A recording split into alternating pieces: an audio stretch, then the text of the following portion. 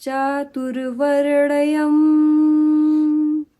मया सृष्टं गुणकर्म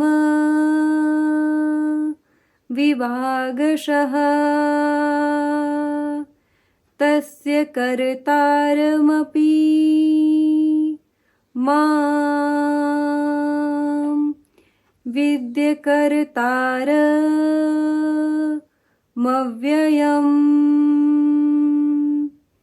आर्यम आर्यम गुरुदेव श्रीमद् भगवद गीता के चतुर्थ अध्याय ज्ञान योग के इस 13वें श्लोक का भावार्थ समझाने की कृपा करें। अभी की यहाँ एक व्यवस्था की बात वो करते हैं। समाज के सभी कर्मों को लगभग 4 विभागों में बांट रहे हैं। कहते 4 तरह के कर्म मुख्य रूप से प्रधान होते हैं, लेकिन ये सिर्फ गुण और कर्म के आधार पर होते हैं, जिनको हमने बाद में अलग ढंग से अपनी सामाजिक व्यवस्था का हिस्सा बनाया। ब्राह्मण, क्षत्रिय, वैश्य और शूद्र। कितनी स्पष्ट रूप से कहा कि गुण और कर्म के आधार पर है ये। यहाँ ये जाति प्रथा के उन्मूलन में सर्वाधिक प्रभावी श्लोक भगवान श्री का ये आप समझ सकते हैं। वो कहते हैं कि मैं कोई जन्मना नहीं है, जन्म से कोई शूद्र नहीं है, जन्म से कोई ब्राह्मण नहीं है, जन्म से कोई वैश्य नहीं है और जन्म से कोई भी क्षत्रिय नहीं है। अगर गुण और कर्म क्षत्रिय जैसे हैं तो वो क्षत्रिय है, अगर उसका गुण और कर्म ब्राह्मण जैसा है तो वो ब्राह्मण है, अगर व्यक्ति का गुण और कर्म वैश्य जैसा है तो बनिया है, और व्यक्ति का गुण और कर्म शूद्र जैसा है तो वो शूद्र है। इसमें जन्म का कहीं कोई संबंध नहीं है। तो कहते हैं कि चतुर्वर्ण्यं मया सृष्टम, मैंने ही 4 वर्णों में इस मनुष्य की जाति को बांटा है, मनुष्य के वर्ग को बांटा है, और वो गुण कर्म के विभाग से किया गया है। जैसे जिसका गुण कर्म होगा वैसी श्रेणी में मैं उसको देख करके मानता हूँ, और मैंने उन्हें निर्मित जरूर किया है। मैंने सभी के कर्मों को, देखिए अब यहाँ बड़ी गहरी बात हो जाती है।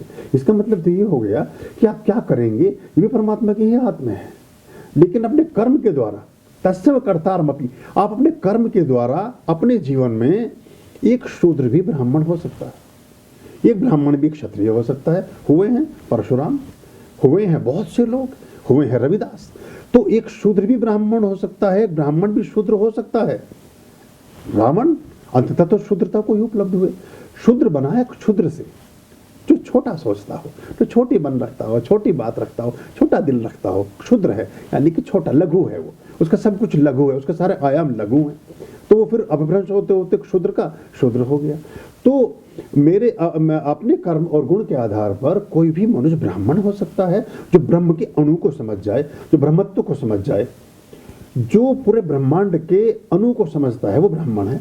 तो वो कहते हैं कि 4 वर्णों में मनुष्य अपनी गतियों को करता है, और ये 4 वर्ण लगभग गुण और कर्म के आधार पर निर्धारित होते हैं, और इनको सूक्ष्म रूपेण मैंने ही निश्चित किया है, क्योंकि मैं लगभग उन्हीं संभावनाओं के साथ। अब यहाँ देखिए, यहाँ बहुत गहरा सूत्र हमें प्राप्त होता है।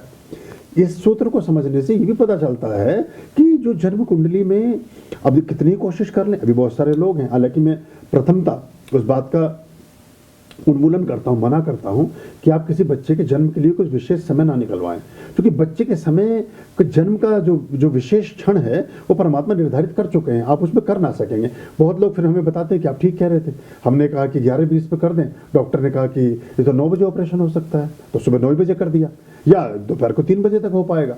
हम सारी तैयारी किए बैठे रहे, एनेस्थीसिया वाला आया ही नहीं, वो उसने आकर के कहा ये तो शाम को 5 बजे हो पाएगा।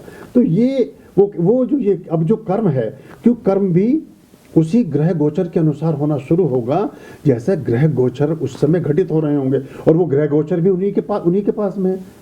जितने भी हैं नक्षत्र निकर सब हैं मेरे मुख के अंदर, भगवान विष्णु कहते हैं, जितने भी हैं नक्षत्र निकर सब हैं मेरे मुंह के अंदर। तो वो वहीं से निर्मित होता है सब कुछ। तो कहते हैं कि मैंने सब कुछ किया जरूर है, लेकिन फिर भी तू मान कि मैं अकर्ता ही हूं। तस्य कर्तारमपि माम विद्यत कर्तारमव्ययम्, फिर भी मैं इसका श्रेय लेने को तैयार नहीं हूं, क्योंकि तुम अपने आप को बदल सकते हो, मेरी कही हुई बात में भी तुम परिवर्तन कर सकते हो मनुष्य होने के नाते, क्योंकि ये स्वतंत्रता भी कर्म के आधार पर मैं ही तुम्हें देता हूं। बहुत गहरी बात है, बहुत प्यारे सूत्रों में से एक सूत्र है ये 13वां सूत्र। इसमें बहुत सारे जीवन की बहुत सी गांठें इससे सुलझती हैं और खुलती हैं। आर्याम अभयाम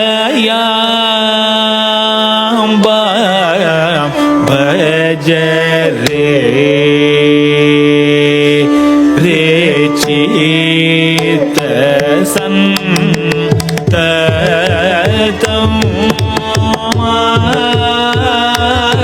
मार्याम् अभयाम् भज रे